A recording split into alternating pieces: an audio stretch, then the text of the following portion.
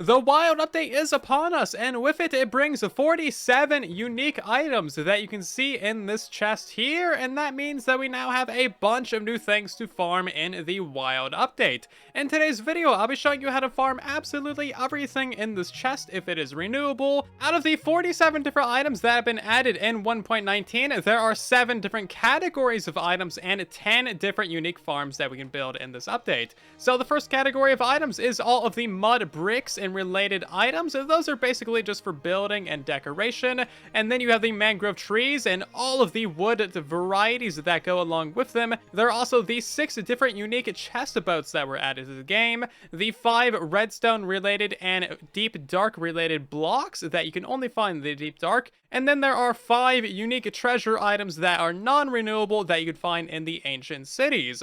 There's also 6 items for the frogs in the game, including the frog spawn, which you cannot get in survival mode. And then there's 4 miscellaneous items: the non-obtainable reinforced deep slate, the warden, the allays, and 8 different goat horns, which have now been added to the game. Woo! Goat horns. Starting off simple, let's talk about how to farm the frogs. So this is actually really easy. All you need is a 2x2 or 3x3 of water and then a block railing around it. These guys won't drown and they won't be able to escape. And then you simply breed your 2 frogs with some slime balls and they will lay some frog spawn on the surface of the water. If there's a couple of tadpoles in here, you can pick these up with a bucket for a bucket of tadpole. For some reason, you can't get frogs in a bucket, even though you can get axolotls in a bucket, and I think axolotls are bigger than frogs. Come on, Mojang, I want frogs in a bucket. You can take your buckets of tadpoles to a hot, a cold, or a temperate biome in order to get the 3 different colors of frogs, and that's all there is to it. Farming frogs is a really straightforward thing. There's no way to speed up the frog spawn hatching speed, so you'll just need to wait a couple of minutes, and then they'll explode, and you'll get a few tadpoles. When it comes to farming the froglights, this is also a really easy thing as well. All you need to do is get yourself a magma cube, and then break it down into the baby sizes. This is really easy using some powdered snow.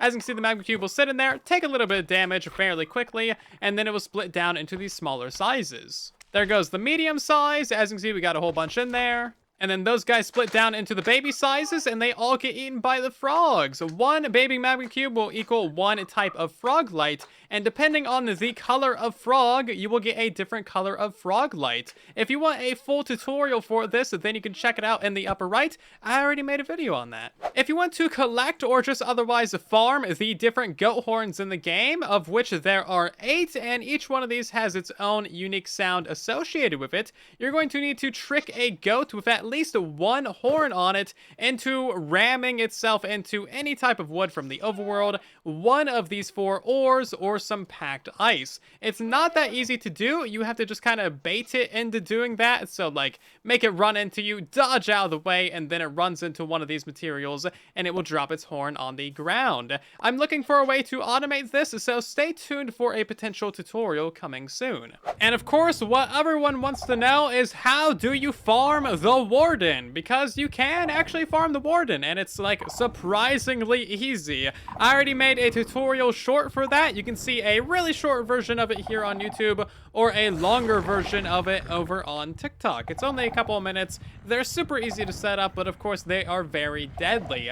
And naturally, the warden does drop the Skulk catalyst, and that is the only way to actually get these renewably in Minecraft. Bro, chill out. I'm just trying to record a video here, man. Jeez. He's just trying to kill some frogs.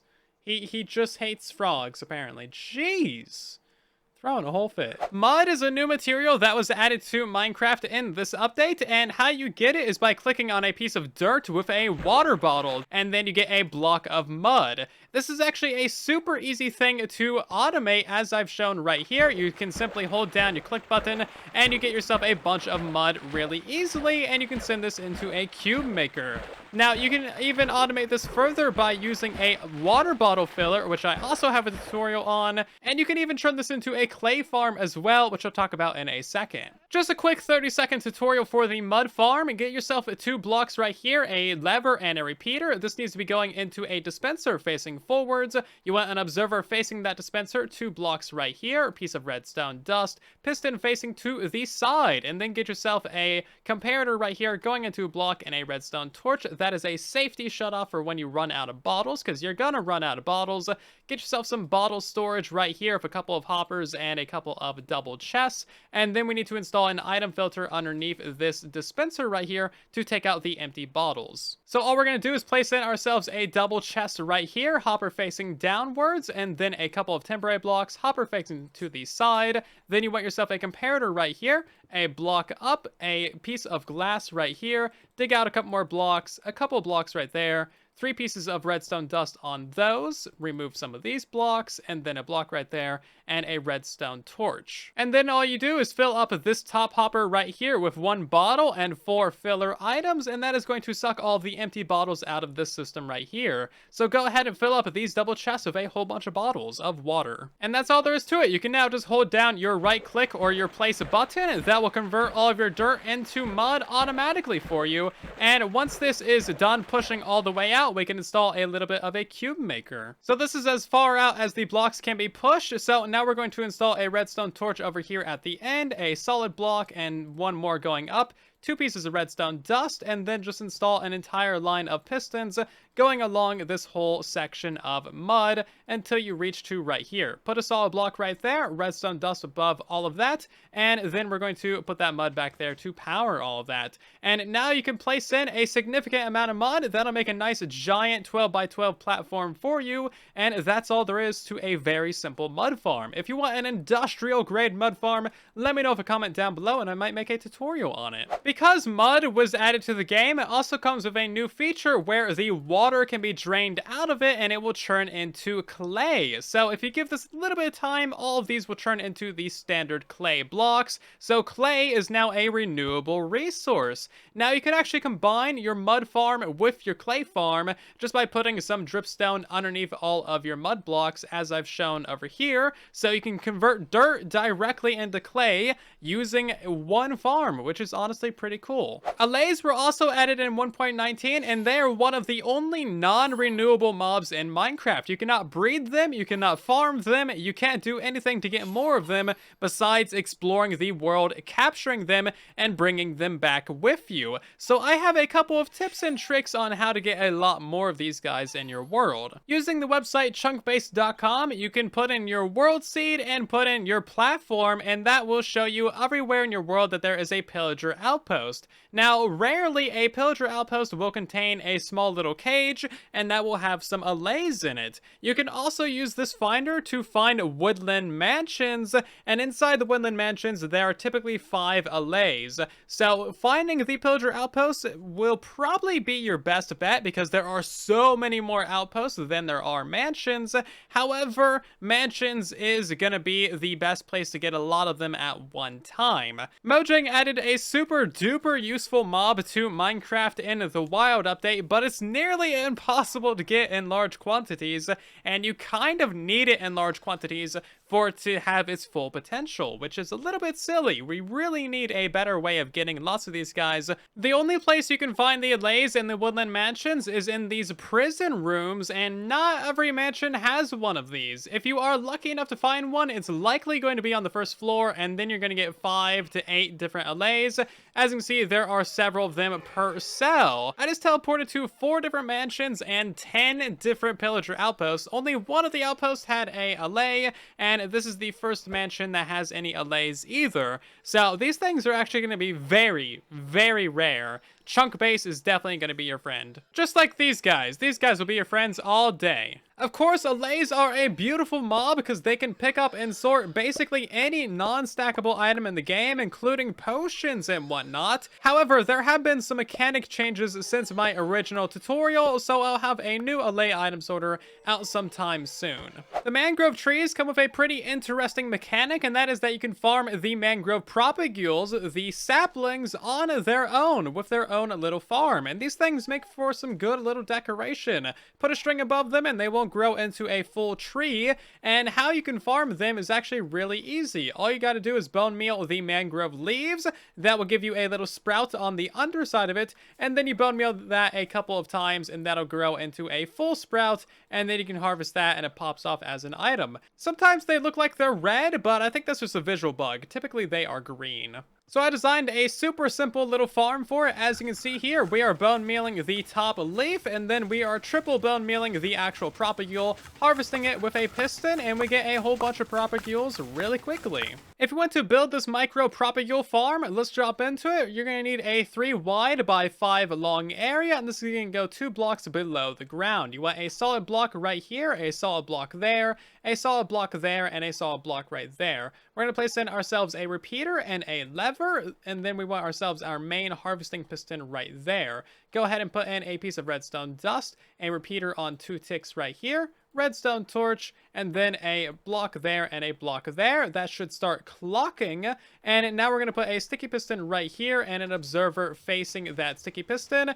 and that is going to be our harvesting circuit. Go ahead and flick this lever to turn off the whole thing. And now we're going to go ahead and install a sticky piston right here facing to the side, and this is going to have an observer facing upwards on it right here. We're then going to have an observer facing downwards towards that sticky piston arm, and now we need to install our dispensers. 2 dispensers stacked up on the back side right there, a dispenser on the left, and then a dispenser on the right side like so. We're going to grab a couple of solid blocks, place them in these 2 locations right here, grab redstone and loop them around in those 4 areas, and that's basically it. Go ahead and fill up all of your bone meal dispensers with some bone meal. Once you've filled up all of your dispensers, place in a mangrove leaf right there, and then turn on the farm, and that's all there is to it. You should be getting a lot of propagules fairly quickly. When it comes to farming the actual mangrove trees themselves, these things are demon trees. They spawn massively. They have an insane amount of branches hidden on the inside in there, and you cannot instant mine the mangrove roots. So your best bet is to treat it like something like a giant 2x2 spruce tree and have a scaffolding pillar going up to the top and then try and take it down from the top or something. But as you can see, there's no quick way to mine these roots, no matter what you got enchanted on your tools. Doesn't matter what tool you use. It appears that the sword might be the fastest one, but yeah, it's pretty slow. Luckily, you don't need silk touch, and honestly, just punching it is probably just fine. The rest of the tree is as normal. You can use a hoe or shears to remove the leaves, and of course a good axe will break those logs. But otherwise, yeah, these things are crazy. That's all I gotta say. They're crazy. Good luck farming them. It's gonna be so painful. In theory, you can build an automatic mangrove tree farm, but that would probably end up looking like my 2x2 spruce tree farm, and that's just not quite worth it, is it? And finally, there is the Skulk veins, Skulk blocks, shriekers, and sensors, all of which are renewable via the Skulk catalyst. If something dies and drops experience next to a catalyst, it will spread a little bit of Skulk in the area. As you can see, chickens drop a very small amount of experience, so you get very small amounts of Skulk. If you kill something with a lot of experience, like a brute, that will give you a lot more Skulk, as you can see. Now, the sensors and the shriekers are a very rare generation, but they do pop up occasionally. Only the shriekers that are placed by world generation can summon a warden. A couple of tips for this: the experience will actually be stored in the Skulk. You can see these bubbles floating around the area. That will actually decay over time, and then it won't be able to generate any new Skulk. And also, Skulk cannot spread past a fire, so that's why we got some fire in the area, just to try and contain this. As you can see, it gets kind of messy if you don't have a containment area. And if there's no new blocks for it to spread to, then it's just going to waste the experience. So you need to set this up to something like a stone generator, and then you would be breaking all these Skulk blocks for experience or something like that. The Skulk veins are going to be kind of a hard one to farm because they only generate on the edges of the Skulk, as you can see here, and they'll actually get overwritten and deleted anytime a Skulk block is placed underneath them. So you'll have to kind of like come in here manually and break them with some shears or something, or with Silk Touch, in order to get those. If you want a whole bunch of these Skulk veins, just going to the Deep Dark biome and harvesting all the ones that you see might be the fastest, because it's not that friendly to farm. Now, luckily for us on Bedrock Edition, we have a Trident Killer, so we can kill mobs very quickly from our mob farms using a variety of different methods. And as long as you have the Skulk Catalyst like right next to where the mobs die, then that will actually spread the Skulk, as you can see.